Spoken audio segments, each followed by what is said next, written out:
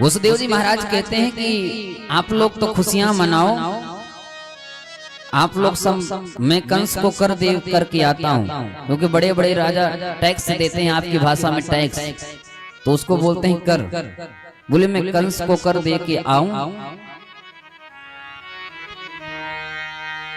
तो वसुदेव जी महाराज कंस को कर देवे जा रहे हैं, तो रास्ते में मिल गए श्री वसुदेव जी महाराज।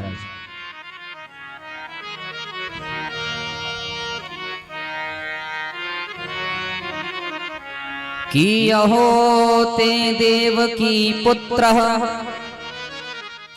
कंसेन बहवो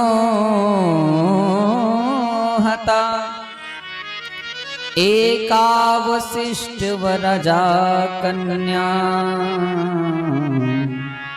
सापी दिवं गता। वसुदेव जी महाराज से नंद बाबा मिले। नंद बाबा ने कहा कि अरे वसुदेव, मैंने सुना है कि आपके जितने भी पुत्र हुए ना, दुष्ट कंस ने सबको मार दिया, और मैंने ये भी सुनी भैया कि उसके बाद एक लाली भाई वाको भी कंस ने मार दियो। अब वसुदेव जी ये तो कह नहीं सकते कि तुम्हारे घर में जो बच्चे पल रहे हैं वो भी मेरे ही तो हैं,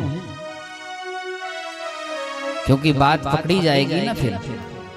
वसुदेव जी ये तो नहीं कह सकते तुम्हारे घर में जो लाला पल रहा है वो मेरा ही तो है। तो वसुदेव जी कहते हैं मन छोटा करने से क्या मिलेगा भैया, आप तो ये समझ लो कि आपको लाला हमारो लाला। नंद बाबा ने कहा हाँ हाँ बिल्कुल, आप बिल्कुल मत सोचियो भैया, आपको ही लाला है। मन को छोटा करने से क्या फायदा। इधर कंस ने आपातकालीन सभा बुलाई। एक बार देवकी और वसुदेव जी को प्रणाम करके कारागार से छोड़ दिया। ये निर्णय लिया गया कि भाई ब्रजमंडल में मेरा शत्रु कृष्ण ने तो जन्म अवतार ले लिया है, अब इसको मारें कैसे। कंस के मन में यही चल रहा, टेंशन में है ना बेचारा कि अब इसको मारें कैसे कृष्ण को। तो सैनिक कहते हैं महाराज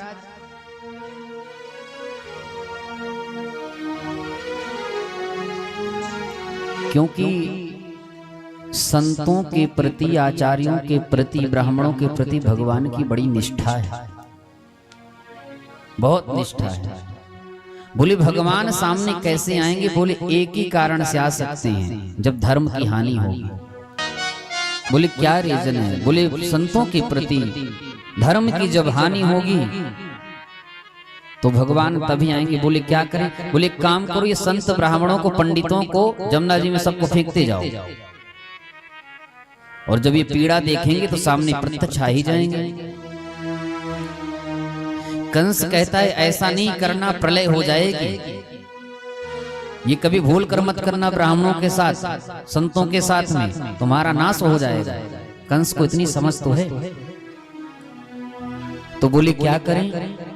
तो सैनिकों ने कहा ये निर्णय लेते हैं कि ब्रजमंडल में 1 महीने के अंतर्गत जितने भी बच्चों ने जन्म लिया है सबको, तो आपका शत्रु कृष्ण भी मर जाएगा। कंस ने कहा वो तो ठीक है, पर तुमको अपने घरों में घुसने कौन देगा।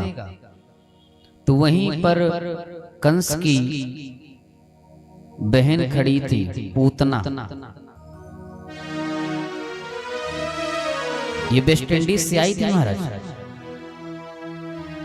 बड़ी लंबी चौड़ी, बिल्कुल काली, बड़े बड़े दांत। वेस्ट इंडीज के लोग काले होते हैं ना। कौन कौन वेस्ट इंडीज के लोगों को जानता है। ये मैया तो ऑस्ट्रेलिया से आई है। वेस्ट इंडीज के लोग बिल्कुल काले होते हैं, ऐसी है पूतना। बोले मैं मारने जाऊंगी कृष्ण को। कंस कहते तुम कैसे मारोगी पूतना, इतना विकराल तुम्हारा शरीर, इतनी काली, इतने बड़े बड़े दांत, इतनी लंबी, तुम्हें अपने घरों में कौन घुसने देगा। बोले भैया रही रूप की बात तो पलस्तर लगा लूंगी। आजकल तो मेकअप चल रहे हैं ना महाराज, कितना कुरूप व्यक्ति हो ब्यूटी पार्लर भेज दो और सामने प्रत्यक्ष खड़े। पहले कई बार ऐसा होता था, किसी की शादी हो रही थी तो जब वो लड़की को देखने गए तो वो लड़की बड़ी सुंदर है, बहुत सुंदर है। महाराज प्लस्तर लगवा के आई थी, पेंट। तो ये तो कहने का तात्पर्य क्या है मेरे भाई बहन, कि आजकल तो बड़ा सिस्टम चल रहा है कि पहचान नहीं सकते हो लोग क्या ओरिजिनल है क्या लोकल है। पूतना कहती है भैया अगर मेरे रूप से आपको दिक्कत है तो मैं प्लस्तर लगवा लूंगी, दांत हैं तो दांत को मशीनों से कटवा के बराबर कर लूंगी। और उसके बाद भी यदि आपको शंका हो रही है कि फिर भी आपको डाउट हो रहा तो घूंघट लगा के चली जाऊं, कौन जानता है। मैं एक दिन कह रहा था कथा, महाराज घूंघट में बड़े बड़े काम बन जाते हैं। पुरुषों को तो नहीं, पर हमारी परम श्रद्धा में माताओं के ऊपर भगवान की बड़ी कृपा की। मैं एक दिन कह रहा था ना कि कथाओं में यहाँ तो पंजाब के भक्तों ने रंग वेशभूषा सबका अलग है, लेकिन कहीं गांव में कथा करने जाओ, गांव में परंपराएं हैं, साड़ियां पहनती हैं माताएं बहनें ना, तो घूंघट उड़ती हैं, घूंघट यहाँ तक। और 3 घंटे कब समाधि में चली जाएं तो किसी को पता नहीं होता। और बगल वाली पे धक्का मारिए, कथा सुनने की सोने आई है, तू नहीं जानती मैं मेरी समाधि में सुनती हूँ। 3 घंटे ऐसी समाधि लगती है। बोले तू नहीं जानती, महाराज जी बहुत अच्छी कथा सुना रहे हैं, मैं सब सुन रही हूँ। बगल वाली पूछती क्या सुना, बोली वो मैं बाद में बताऊंगी, आनंद आ रहा है अभी सुनने दे। लेकिन हमारे शास्त्र कहते हैं मैया ये घूंघट की परंपरा हमारी नहीं,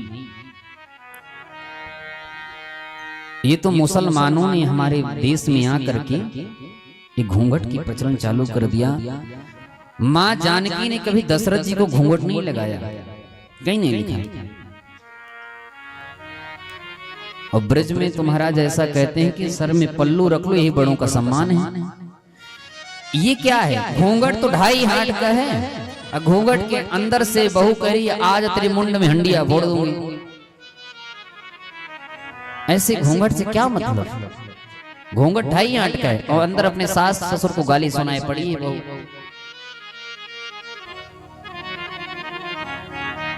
क्या मतलब है ऐसे मेरे भाई बहन, घूंघट की परंपरा हमारी भारतीय संस्कृति नहीं है। पूतना कहती भैया मैं घूंघट लगा के चली जाऊंगी। आज पूतना श्रृंगार करके, सुंदर श्रृंगार करके, सुंदर सी ब्रजवासी बन करके महाराज गई है आज नंद भवन में। ब्रजवासियों ने, अच्छा ब्रजवासी बड़े